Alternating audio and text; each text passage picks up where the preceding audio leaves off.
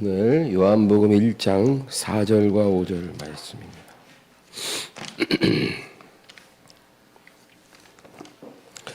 요한복음 1장 4절과 5절을 다 같이 읽습니다.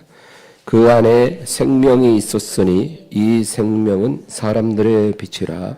빛이 어둠에 비치되 어둠이 깨닫지 못하더라. 아멘. 내게 있는 빛이 어둡지 않은가 라는 제목으로 말씀을 나누겠습니다. 성경은 하나님께서 6일 동안 만물을 창조하셨다 그렇게 말합니다.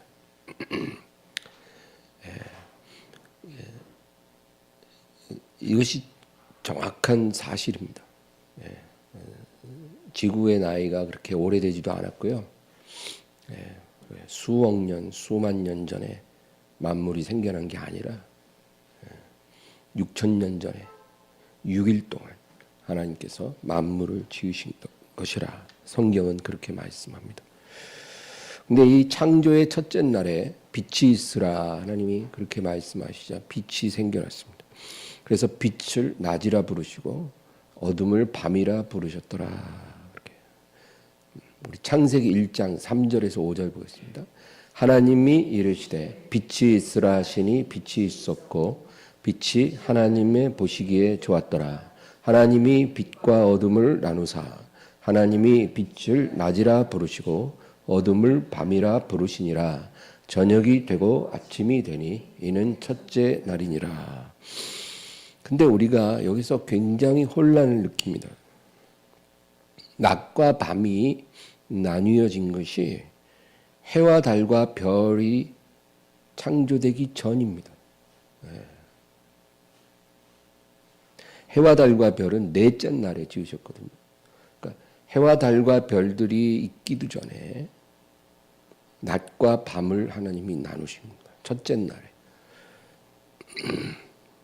그러니까 이 낮과 밤이라는 것은 우리가 상식적으로 해가 뜨면 낮이고 해가 지면 밤이잖아요.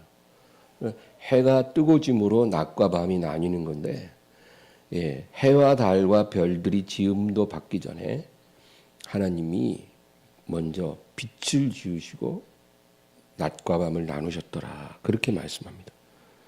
모든 빛은 그것이 나오는 광원이 있습니다. 어두운 방에 이렇게 우리가 있을 때 거기에 빛이 비친다면 그 빛은 어딘가로부터 나온 것입니다. 뭐 핸드폰 불빛이든지요. 아니면 어떤 조명이 밝혀져 갖고 그 어두운 방이 밝혀지는 거죠. 그냥 빛이 근거 없이 생기지는 않는다는 것입니다. 무언가로부터 빛이 나오기 때문에 빛인 것입니다. 새벽 먼동이 밝아온다는 것은 그건 뭐예요? 동쪽 하늘 끝에서 태양이 솟아오르고 있다는 거죠. 태양이 점점 솟아오를수록 먼동이 밝아지고 점점 하늘이 밝아지는 것입니다. 창조의 첫째 날에 하나님이 빛을 창조하셨습니다. 그리고 낮과 밤을 나누셨는데 그러면 여러분, 이 빛은 어디서 오는 빛일까요? 해와 달과 별들로부터 나오는 빛이 아닙니다. 그것들보다 더 먼저 존재했던 빛입니다. 이 빛의 광원은 어디일까요? 우리는 이 질문에 대한 답을 성경에서 찾아야 하는 것입니다. 성경만이 이런 질문에 정확한 답을 우리에게 해주는 것입니다. 우리 디모데전서 6장 16절을 보겠습니다. 오직 그에게만 죽지 아니함이 있고 가까이 가지 못할 빛에 거하시고 어떤 사람도 보지 못하였고 또 볼 수 없는 이시니 그에게 존귀와 영원한 권능을 돌릴지어다. 가까이 가지 못할 빛에 거하시는 분이 있답니다. 성경이 그렇게 말해요. 가까이 갈 수 없는 빛에 거하시는 분. 누굽니까? 하나님이죠. 하나님은 어떤 사람도 보지 못하였고 또 볼 수 없는 분이라는 것입니다. 하나님으로부터 나오는 그 빛이 너무나 밝고 찬란해서 그 빛에 가까이 갈 수도 없고 또 그 빛을 제대로 바라볼 수도 없다는 것입니다. 이 빛은요, 태양보다 더 강렬한 빛입니다. 우리가 태양도요, 몇 초는 볼 수 있잖아요. 예, 아무리 밝은 태양도 몇 초간은 우리가 볼 수 있는데 하나님은 하나님으로부터 나오는 그 빛은 우리가 가까이 가기도 불가능하고 또 볼 수도 없는 그런 빛 가운데 하나님이 거하신다는 것입니다. 야고보서 1장 17절 온갖 좋은 은사와 온전한 선물이 다 위로부터 빛들의 아버지께로부터 내려오나니 그는 변함도 없으시고 회전하는 그림자도 없으시니라. 모든 좋은 것들이 빛들의 아버지로부터 우리에게 내려온다는 것입니다. 이 빛들의 아버지라는 말은 모든 빛의 근원 되시고 그 빛을 창조하신 분이라는 거죠. 그래서 빛들의 아버지이십니다. 이 빛들의 아버지로부터 모든 축복이 우리에게 임하는데 그는 변함도 없으시고 회전하는 그림자도 없으시니라. 그러니까 하나님으로부터 나오는 그 빛은 그림자를 만들지 않는다는 것입니다. 여러분, 모든 빛은 그림자를 만들어요. 태양이 여기서 비치잖아요. 그럼 반대쪽에 그림자 생깁니다. 어떤 빛도 그림자를 만들어요. 그런데 하나님으로부터 나오는 그 빛은 그림자를 만들지 않아요. 그래서 회전하는 그림자가 없으신 그런 빛 가운데 거하신 하나님이다. 성경은 그렇게 말합니다. 바로 첫째 날 하나님께서 이 만드신 그 빛이 바로 하나님으로부터 나오는 그 빛인 것입니다. 그 빛을 비추신 거예요. 그리고 빛을 낮이라 하시고 어둠을 밤이라 그렇게 부르셨다는 것입니다. 요한계시록 21장 한 장 전체가 천국에 대해서 묘사하는 장입니다. 천국에 대해서 알고 싶으면 요한계시록 21장을 보면 돼요. 근데 거기 23절에 이런 말씀이 있습니다. 그 성은 해와 달의 비침이 쓸데없으니 이는 하나님의 영광이 비치고 어린 양이 그 등불이 되심이라. 이 천국에 비춰지는 빛은 하나님의 빛입니다. 그래서 그 천국에는 해와 달이 쓸데없다는 것입니다. 더 이상 해와 달이 필요치 않는 곳이 천국입니다. 거기는 하나님의 영광이 비친다는 것입니다. 하나님의 영광의 빛이 너무 찬란해서 그림자도 없는 곳이 바로 천국입니다. 이 빛은 가장 강렬한 빛입니다. 그래서 죄인들은 그 빛을 보면 눈이 멀어버려요.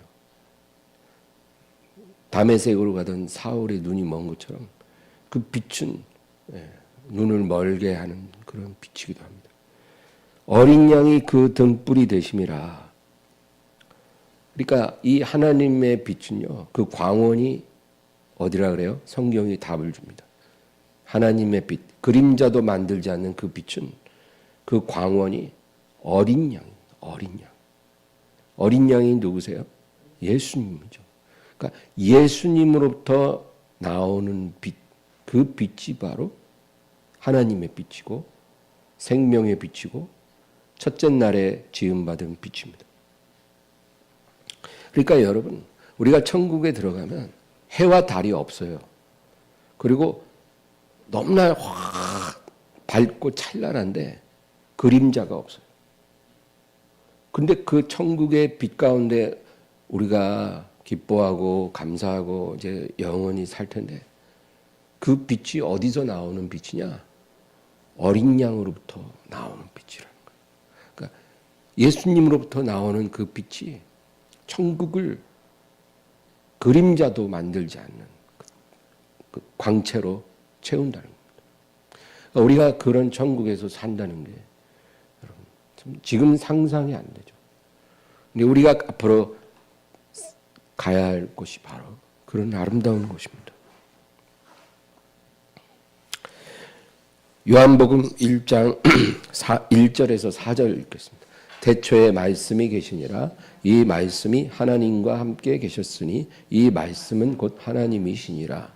그가 태초에 하나님과 함께 계셨고 만물이 그로 말미암아 지은 바 되었으니 지은 것이 하나도 그가 없이는 된 것이 없느니라. 그 안에 생명이 있었으니 이 생명은 사람들의 빛이라. 우리가 지난주에 1절에서 3절 공부를 했는데 오늘은 4절, 5절을 공부하는 날입니다. 근데 이 4절에 뭐라 그래요? 그 안에 생명이 있었으니 이 생명은 사람들의 빛이라. 태초부터 하나님과 함께 계신 말씀 하나님이 계셨다 그랬잖아요. 태초부터 하나님과 함께 계신 말씀 하나님이 계신데 만물이 그로 말미암아 지은 바 되고 지은 것이 하나도 그가 없이는 된 것이 없다 그랬거든요. 근데 이 4절을 보면 그 말씀 하나님 안에 생명이 있었으니 이 생명은 사람들의 빛이라 그럽니다. 사람들에게 생명을 주는 빛이 그분께 있다는 것입니다. 그 빛이 그분으로부터 사람들에게 비춰진다는 것이죠. 여러분, 이 요한복음 1장에서 말하는 생명의 빛, 이 빛이 누구에게 있다고요? 예수님께 있다는 거예요. 그리고 그것을 우리에게 비춰주심으로 우리가 생명을 얻게 된다는 거예요. 생명이라는 것은 피조물이 창조주로부터 부여받는 것입니다. 그렇죠? 피조물은 자기 스스로 생명을 만들 수 없습니다. 피조물이기 때문에 그래요. 피조물은 스스로 생명을 못 만들어요. 창조주가 피조물에게 부여하니까 생명이 생긴 것입니다. 인류는 절대로 창조할 수 없습니다. 근데 지금 과학의 힘으로 생명을 복제한다 그러는데 창조는커녕 복제도 불가능합니다. 그것은 성공하지 못합니다. 하나님만이 창조하시고 또 그 생명을 피조물에게 부여하시는 것입니다. 이 생명이 말씀 하나님 안에 있다. 그렇게 말씀합니다. 그래서 이 생명의 빛이 비춰질 때 거기에 생명이 탄생하고 죽은 것이 살아나는 역사가 일어난다는 것입니다. 예수님은 어떤 분이냐? 피조물이 아니셔요. 예수님은 피조물이 아니다. 그 얘기를 하고 있는 겁니다. 그래서 예수님은 창조주로부터 생명을 부여받는 피조물이 아니라 오히려 피조물에게 생명을 부여하시는 창조주시다. 그 말을 이제 사도 요한이 하는 거예요. 저는 이걸 읽으면서 참 너무나 놀랍다는 생각이 들었어요. 왜냐하면 요한이 누굽니까? 3년 반 동안 예수님 품에 기대서 밥 먹던 사람이에요.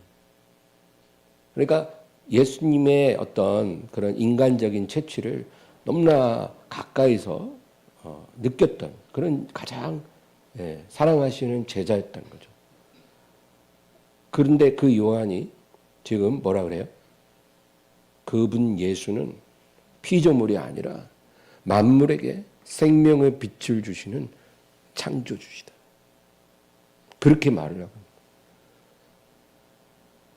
요한에게 이러한 진리를 가르쳐 주신 분이 누구겠어요? 성령이시죠. 성령을 통해서 요한이 이것을 깨달은 거예요. 그래서 이렇게 우리에게 말하는 것입니다.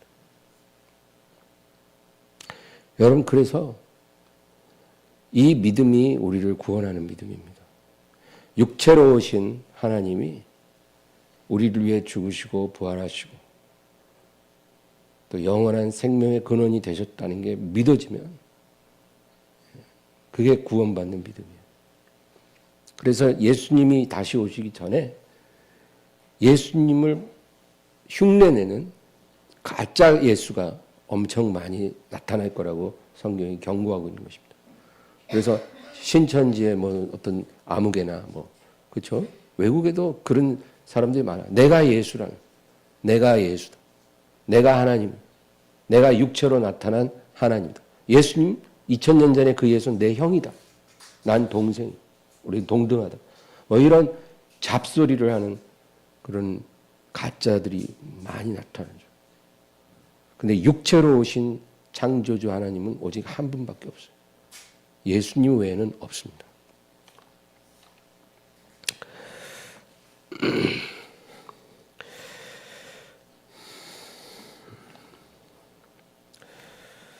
그래서 예수님을 믿는 자에게는 이 빛이 있다는 것입니다. 어떤 빛이요? 생명의 빛입니다. 생명의 빛이 예수님 믿는 자들 안에 있습니다. 이것은 육의 눈으로는 보이질 않아요. 육의 눈으로는 볼 수 없으나 영의 눈으로는 보여지는 그런 빛입니다. 우리는 그 빛이 안 보여도 우리를 둘러싼 천사들은 그 빛을 볼 것입니다. 아마 이 자리에도 천사들이 있잖아요. 있어요, 여러분. 천사들이. 그 천사들은 우리를 감싸고 있는 이 생명의 빛을 봅니다. 교회 안에 앉아 있어도 생명의 빛이 이렇게 감싸고 있는 사람이 있고 또 그 빛이 없는 사람이 있어요. 우리 눈에는 안 보여도 천사들의 눈에는 보인다는 것입니다. 귀신들도 알 수 있습니다. 그래서 이 빛에 감싸인 이 생명의 빛을 가진 성도를 귀신들은 손댈 수 없습니다. 가까이 못 가요. 보호받는 것입니다. 우리가 이 귀신들에게 문을 스스로 열어주기 전에는 귀신들이 우리에게 못 들어옵니다. 여러분, 그래서 귀신들 너무 두려워하지 마세요. 우리가 문을 안 열어주면 못 들어옵니다. 우리에게 손을 못 댑니다. 그러면 귀신에게 문을 열어주는 게 뭐예요? 죄를 짓고 회개하지 않으면 귀신에게 문을 열어줍니다. 죄 짓고 죄 다 짓잖아요. 우리가 알든 모르든. 근데 죄 짓고 회개를 하면 괜찮아요. 예수님의 피로 깨끗이 씻고 덮으면 안전해요. 근데 죄를 지었는데 죄인 줄을 몰라요.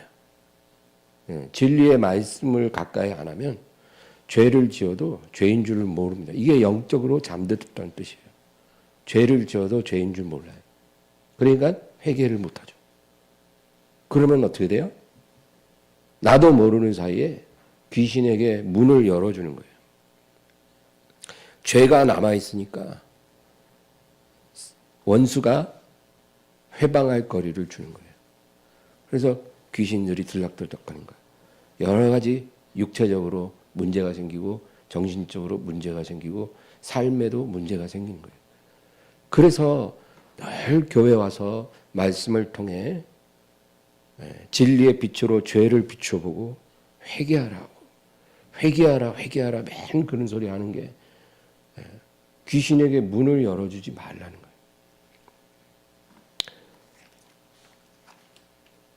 우리가 항상 깨어서 말씀 안에 있고 회개하면 이 빛이 우리를 감싸므로 원수가 우리에게 손을 대지 못합니다. 그러므로 이 빛을 소유하지 않는 인생은 얼마나 불행하고 가련합니까? 여러분, 세상에 재물을 많이 가진 사람들이 부럽나요? 부러울 수 있죠.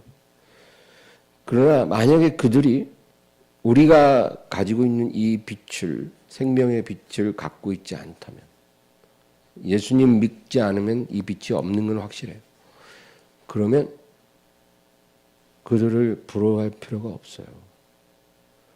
그들은 가련한 사람들입니다.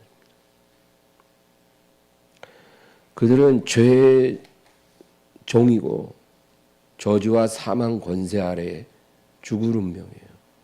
이 세상 재물이 아무리 많아도 그건 중요하지 않아요. 그러니까 우리가 그런 사람 부러워할 필요가 없다는 겁니다. 생명의 빛으로 감싸여 있는데 그 빛이 없는 사람을 보고 부러워하는 사람처럼 어리석은 사람이 어디 있겠어요. 여러분 부러워하지 마세요. 아무것도 없어 보여도 가난한 자 같으나 부유하고 무명한 자 같으나 유명한 자라고 했잖아요. 우리는 모든 것을 가진 자입니다. 이 빛 가운데 우리가 있다는 사실 하나만으로도 이 땅에 사는 날 동안 감사하고 춤추고 노래하고 영광 돌릴 수 있어요. 요한복음 8장 12절. 예수께서 또 말씀하여 이르시되 나는 세상의 빛이니 나를 따르는 자는 어둠에 다니지 아니하고 생명의 빛을 얻으리라. 나를 따르는 자는 어둠에 다니지 아니하고 생명의 빛을 얻으리라. 예수님 말씀하셨어요. 그러니까 나를 믿고 나를 사랑하고 나를 순종하고 나를 따르는 사람은 어둠에 있지 않을 거라는 거예요. 왜냐하면 생명의 빛이 그를 완전히 감싸서 보호해주고 인도할 것이기 때문에. 얼마나 귀한 약속입니까? 예수님께서 마태복음 25장의 비유 중에 열처녀 비유를 하셨잖아요. 그 열처녀 비유도 같은 의미입니다. 여러분, 이 10명의 처녀는 그냥 처녀가 아니라 신랑과 약혼한 처녀입니다. 신랑과 약혼하고 신랑을 기다리는 처녀들이니까 누구예요? 예수님 믿는 사람들이에요. 재림하실 예수님을 기다리는 그러한 성도들을 말합니다. 근데 슬기로운 5 처녀는 등과 기름을 항시 준비합니다. 그래서 신랑이 오실 때 언제라도 즉시로 등불을 밝힐 수 있는 준비가 되어 있는 사람들.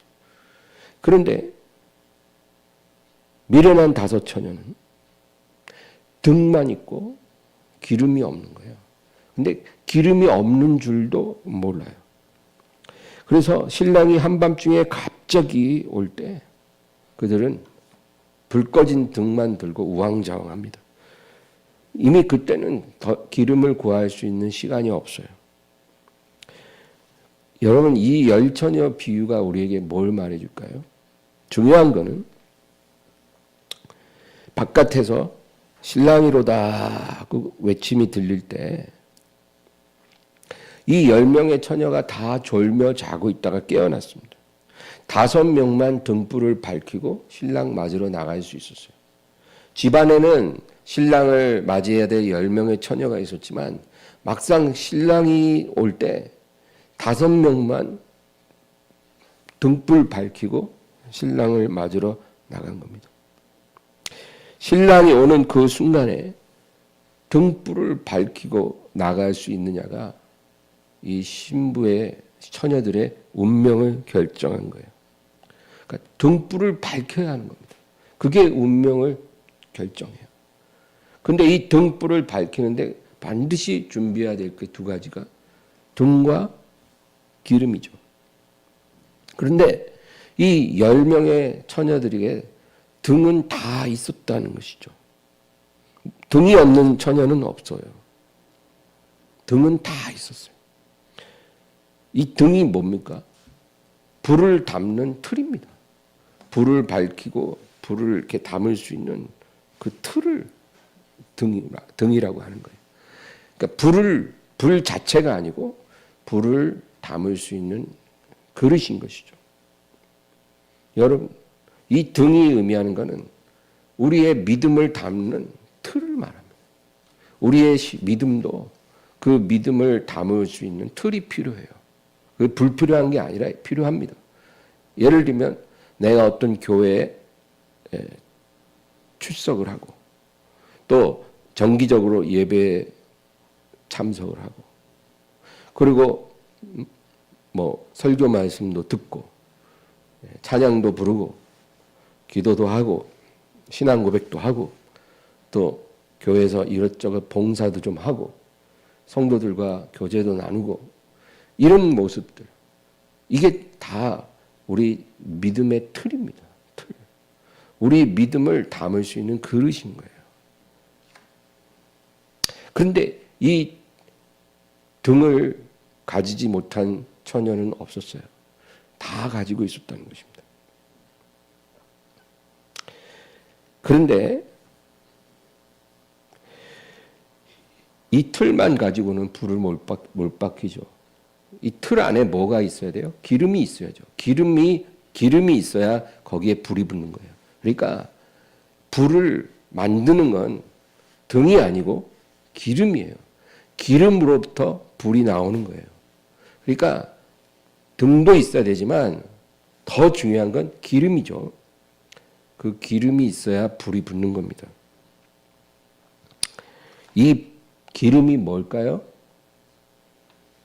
이 기름의 의미가 중요하잖아요. 왜냐하면 이 기름이 있고 없고가 불을 밝히냐 못 밝히냐를 결정하는 거고, 그래서 이 처녀들의 운명을 결정했잖아요.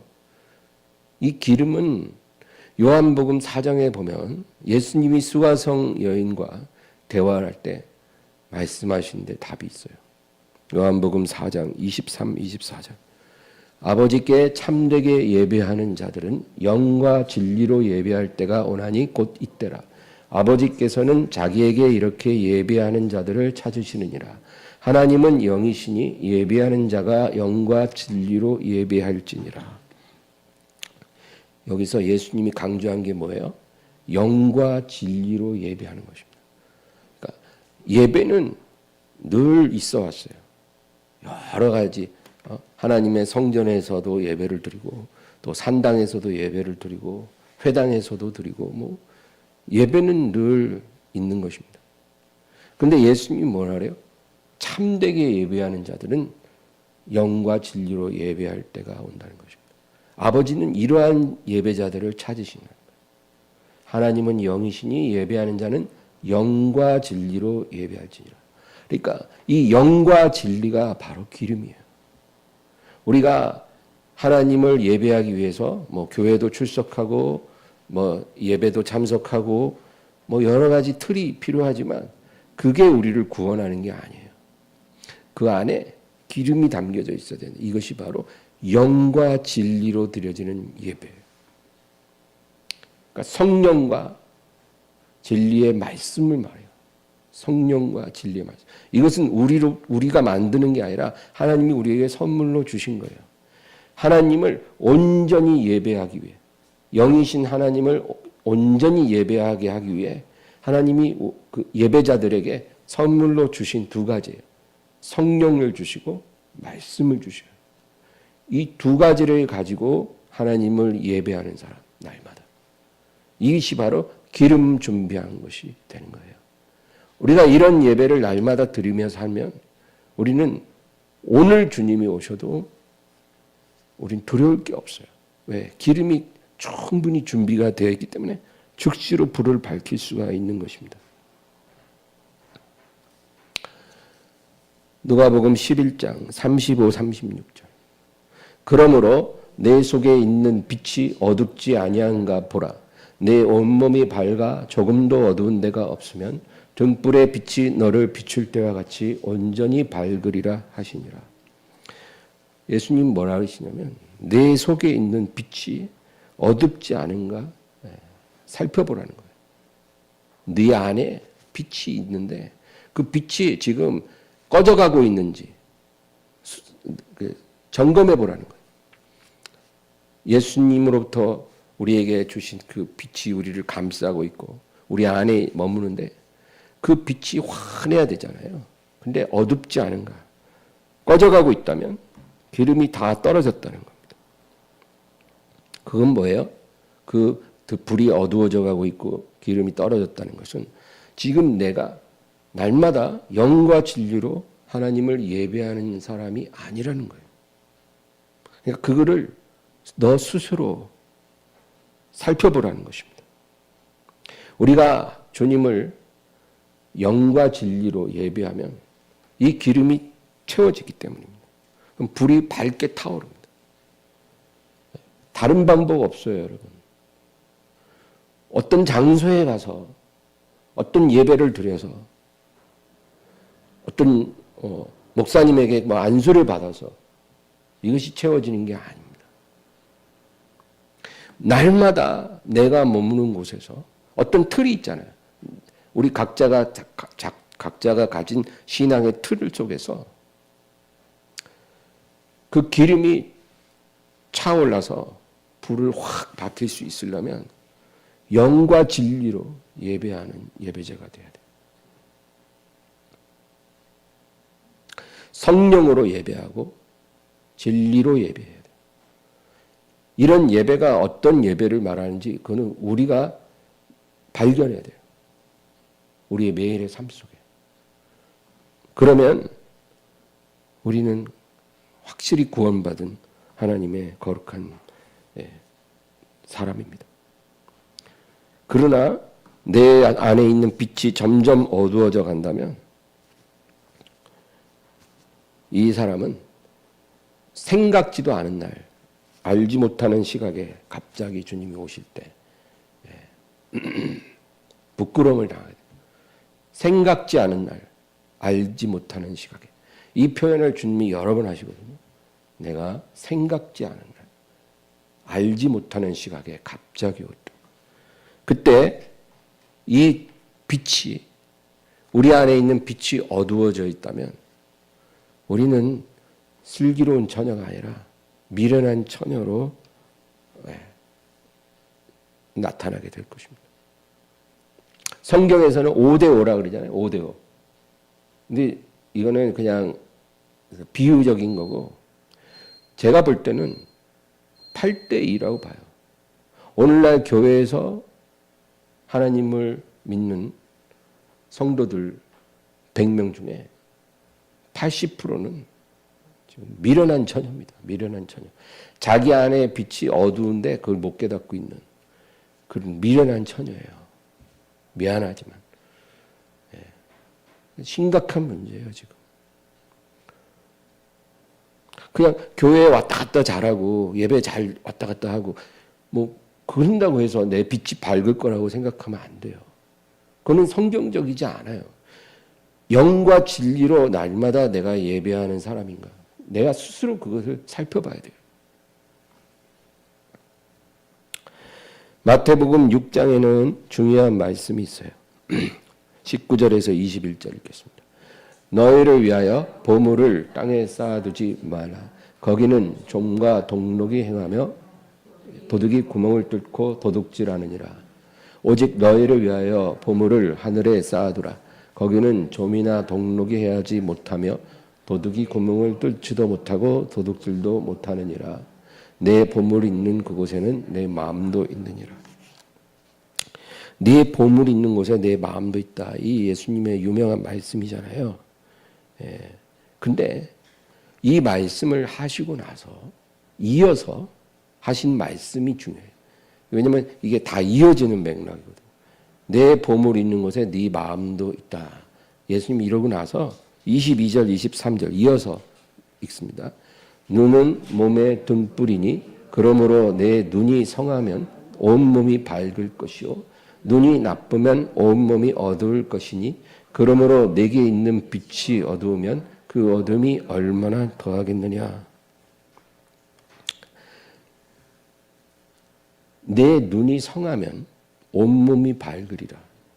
그러니까 이 말은 내 눈이, 네가 보는 눈이 올바르면 모든 것이 밝아질 것이다. 온몸이 밝아질 것이다. 그리고 반대로 네가 보는 눈이 어두우면, 나쁘면, 나쁘다는 말은 올바르지 않다는 거예요. 네가 보는 눈이 올바르지 않으면 온 몸도 어두울 것이다. 그러므로 네게 있는 빛이 어두우면 그 어둠이 얼마나 더하겠느냐. 네 안에 있는 빛이 어두워지면 그 어둠이 얼마나 심하겠느냐. 예수님 말씀이거든요.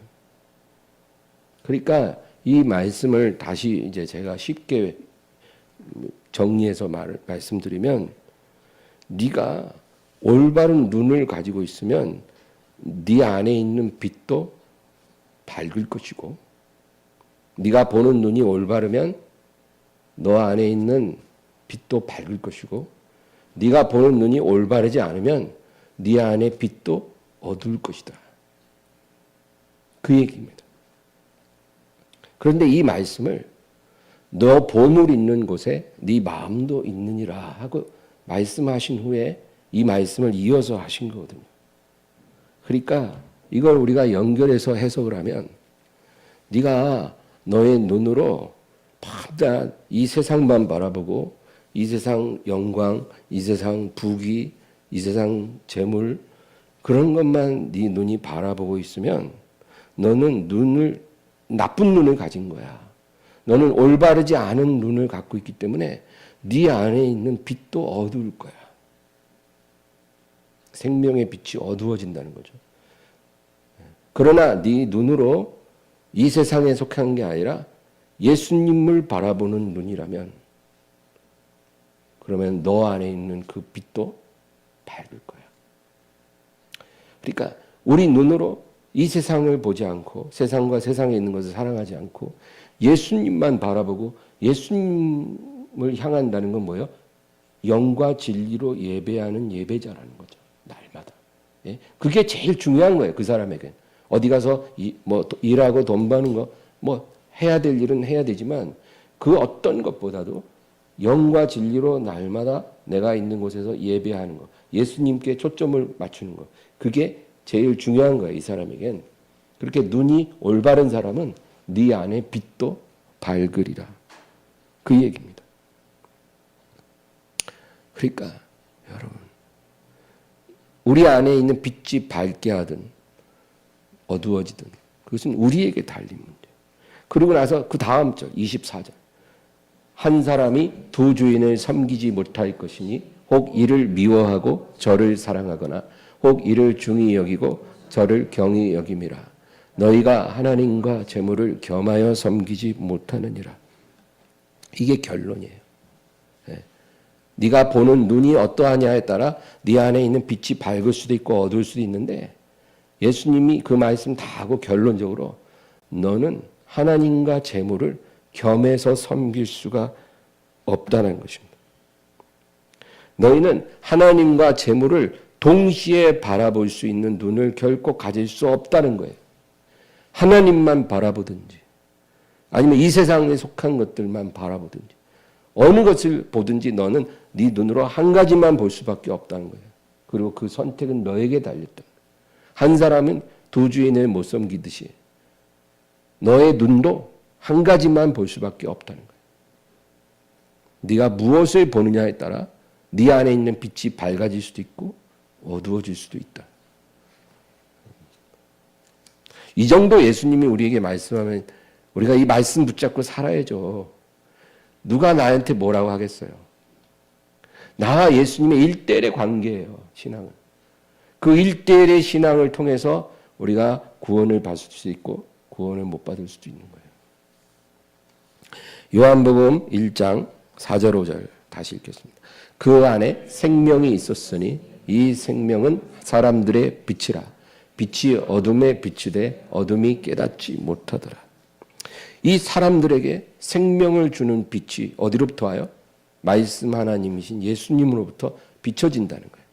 우리에게 생명을 주는 빛을 우리에게 주시는데 문제는 빛이 어둠에 비추되 어둠이 깨닫지를 못했다. 빛이 비춰도 알지 못하면 그 뭐예요? 맹인이죠. 맹인들은 빛이 빛이나 안 빛이나 똑같아요. 맹인이 아니면 이럴 수가 없죠. 맹인이라는 거예요. 주님이 복음을 그렇게 들어도 회개하지 않는 자들을 맹인이라고 여러 번 말씀하십니다. 너희들은 맹인이라는 거예요. 맹인이야. 영적으로 맹인이야. 귀머거리다. 마태복음 23장 17절 어리석은 맹인들이여 어느 것이 크냐 그 금이냐 그 금을 거룩하게 하는 성전이냐. 금이 뭐예요? 금 가장 귀한 물질이 금이죠. 귀하지만 이 금은 어디나 있어요. 우리 집 장롱 안에도 있을 수 있고 그렇죠? 예, 손가락에도 있을 수 있고. 근데 이 귀한 금이 하나님께 바쳐져서 하나님의 성전을 장식하고 있다면 이 금은 그때부터는 그냥 귀한 금이 아니고 거룩한 금이에요. 하나님께 바쳐짐으로 이 금은 거룩한 금이 된 거죠. 그러면 이 귀한 금이 크냐? 그 금을 거룩하게 하는 성전이 크냐? 뭐가 답이에요? 당연히 금을 거룩하게 하는 성전이 크죠. 그런데 이걸 못 깨닫는다는 거예요. 누가? 영적으로 눈먼 자들이요. 그 다음 19절 읽겠습니다. 19절. 23장 19절. 없어요? 그러면 우리 찾아보겠습니다. 마태복음 23장 19절.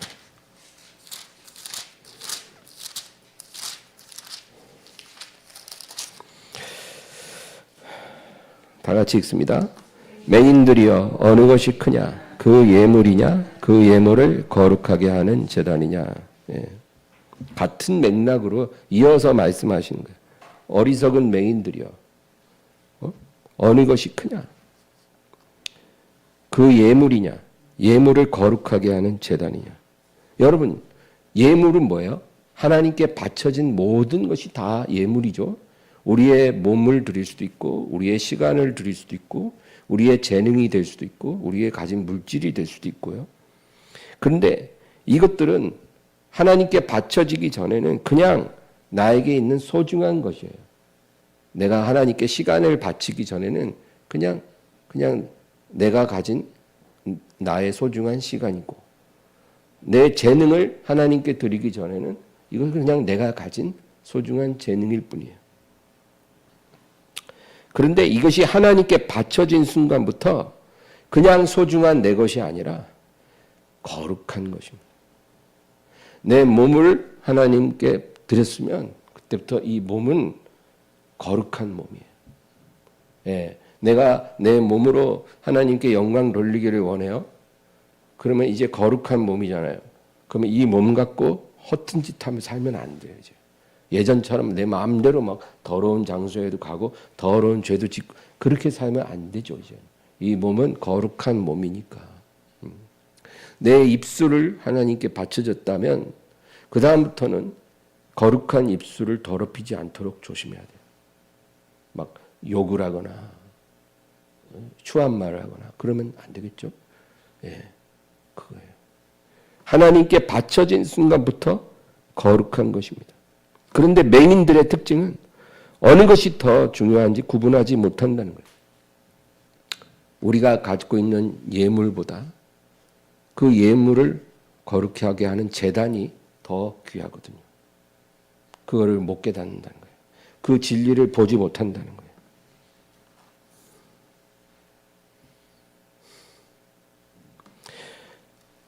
그러니까 하나님께서 우리가 가진 어떤 것이든 쓰시겠다 하면 그 다음부터는 그것은 거룩하게 변화되기 때문에 너무나 우리에게는 복되고 감사한 일이에요.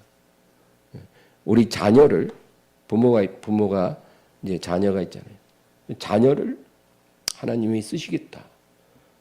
그러면 감사합니다. 그렇게 영광을 돌려야죠. 이렇게 자식이 좋은 회사에 들어가고 행복하기를 원하는데 어느 날 이 자녀가 신학교 가서 주의 종이 될 거라고 그렇게 말하면 부모가 하나님 앞에 무릎 꿇고 영광을 돌려야죠. 하나님께서 부족한 이 자녀를 쓰시겠다고 하니 주가 쓰시겠다 하니 감사합니다. 그런데 그게 아니라 뭐가 어쩌고 어째 이놈 자식아 내가 널 교육시키느라고 돈이 얼마가 들었는데 기껏 한다는 소리가 신학교를 가? 막 이러고 막 뚜껑 열리고 그러면 그건 잘못된 태도라는 거예요. 어린 나귀를 주가 쓰시겠다고 끌어오는 순간 그 나귀는 예수님을 태웠으니까 얼마나 감사한 거예요. 그래서 에서를 망령된 자라고 하는 이유가 에서는 자기가 가진 장자권의 그 존귀한 가치를 몰랐어요. 팥죽 한 그릇 바꿨잖아요. 그래서 망령된 자예요. 그런 자가 되지 말라는 거예요.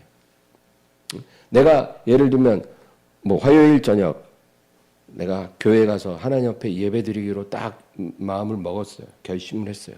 그 시간을 하나님께 드려야지. 근데 동창회가 있어. 동창들하고 오랜만에 만나는 날이 화요일 저녁이야. 잠깐 갈등해. 그러고 나서 뭐 화요일 예배야 맨날 다가오는 거고 동창회는 몇 년에 한 번인데 동창회를 가야겠다. 많은 성도들이 그렇게 행동을 해요. 그게 뭘까요? 망령된 선택이에요. 에서와 같은 선택이에요. 그게. 내가 화요일 저녁을 거룩하게 구별해서 그 시간을 하나님께 드리겠다고 했잖아요. 그러면 계속 드려져서 하나님께 영광을 돌리는 게 그게 얼마나 중요한지 모르는 거예요. 늘 다가오는 거라 생각합니다. 소홀하게 여기는 거예요. 그리고 세상 친구들 만나서 맥주 한 잔 마시면서 떠드는 그것과 맞바꾼 거예요. 그러니까 우리가 이런 어리석은 선택을 얼마나 많이 했냐고요. 이제는 그러지 말아야죠. 예수님이 어리석은 맹인들이라고 책망하시는 겁니다. 라오디게아 교회는 계시록 3장 17절 교습니다. 네가 말하기를 나는 부자라 부요하여 부족한 것이 없다 하나 내 곤고한 것과 가련한 것과 가난한 것과 눈먼 것과 벌거벗은 것을 알지 못하는도다. 이 교회에 주님 뭐라 그래요? 너희는 큰 교회라고 자랑하지만 너가 눈먼 것을 너는 모른다. 너는 맹인이라는 겁니다. 그래서 그 다음 절 18절 내가 너를 권하노니 내게서 불로 연단한 금을 사서 부요하게 하고 흰옷을 사서 입어 벌거벗은 수치를 보이지 않게 하고 안약을 사서 발라 눈에 발라 보게 하라. 내게서 안약을 사서 눈에 발라 보라는 겁니다. 그러니까 너 눈은 맹인처럼 멀었기 때문에 내게서 안약을 사서 발라서 생명의 빛을 주시는 주님을 보라 그겁니다. 영의 눈을 뜨라는 거예요. 내게서 안약을 사서 발라보든 실로암 목가에 가서 씻어서 보든 어떻게든지 너는 네 멀어버린 눈을 뜨게 하라. 영의 눈을 말하는 거예요. 영의 눈. 하나님의 영광을 보지 못하는 눈. 예수님을 보지 못하는 눈을 뜨라는 거예요. 예? 예물이 큰지 예물을 거룩하게 하는 제단이 큰지 금이 중요한지 금을 거룩하게 하는 성전이 중요한지 그것도 구별을 못하는 너의 멀어버린 눈을 뜨라는 것입니다.